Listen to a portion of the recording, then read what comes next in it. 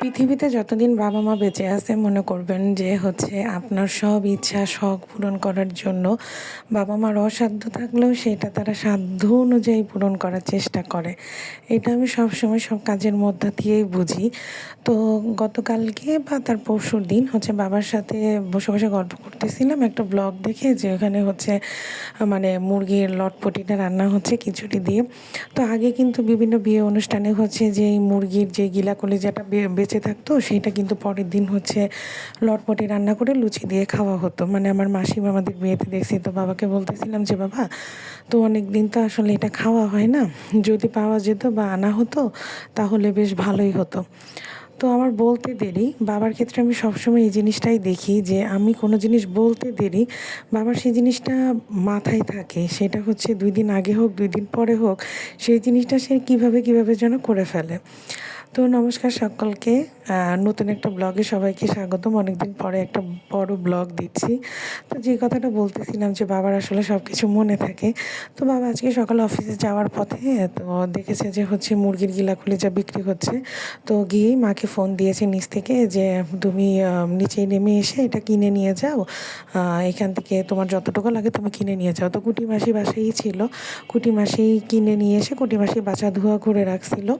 তো রাখার পরে মাকে বললাম, মা তোমার যেহেতু স্নান টান করতে দেরি হয়ে যাচ্ছে, কুটি মাসিও চলে গেল, তাহলে রান্নাটা আমি করি, বেশ একটু ঝাল ঝাল করে রান্না করব, কারণ গিলা কলিজায় অতিরিক্ত ঝাল তেল না হলে আমার কাছে ভালো লাগে না। মানে সাদা সেকসেকে জিনিসটা, মাংস জাতীয় জিনিসটা আমার পছন্দ না। তো প্রথমেই ভালো মতো ভিনিগার তারপরে লবণ দিয়ে সব কিছু দিয়ে ভালো মতো ধুয়ে নিলাম যাতে কোনো গন্ধ না থাকে।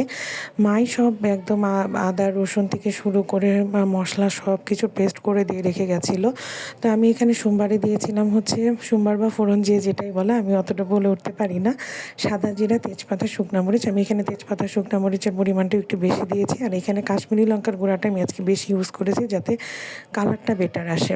তো ফার্স্টেই আমি আদা রসুন বাটাটা ফোড়ন দেওয়ার পরে ভালো মতো একদম কষায় নিচ্ছিলাম, যাতে আদা রসুনের যে একটা গন্ধ থাকে ওইটা কিন্তু ভালো লাগে না, কাঁচা গন্ধটা ভালো লাগে না, যাতে তেলটা উঠে আসার পরে আমি জিরা গুঁড়া ধনিয়া গুঁড়া তারপরে নর্মাল যেই মরিচের গুঁড়াটা সেইটা, তারপরে লবণ, হালকা একটু চিনি কালারটা ভালো আসার জন্য সব কিছু একসাথে গরম জল দিয়ে মিক্সড করে রেখেছিলাম। তারপরে সেটা মাংসের মধ্যে ঢেলে দিয়েছিলাম।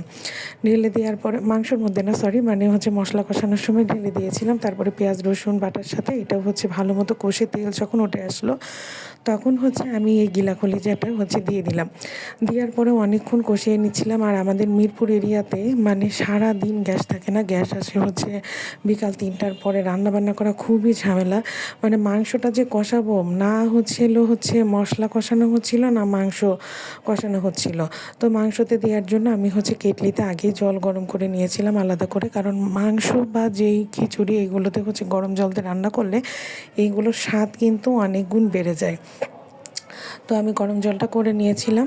মাংস মানে গিলা কলিজাগুলো দেওয়ার পরপরই কষানো হয়ে গেলে তার মধ্যে আলুটা ভালো করে ভেজে রাখছিলাম প্রথমেই, যেটা ভিডিওতে দেখতে পারছেন, একদম লাল লাল করেই ভেজে রাখছিলাম। নতুন আলুতে বেশি হয় আর কি, দিয়ে নাড়াচাড়া করতে হয় না, তাহলে নরম বেশি হয়ে যায়।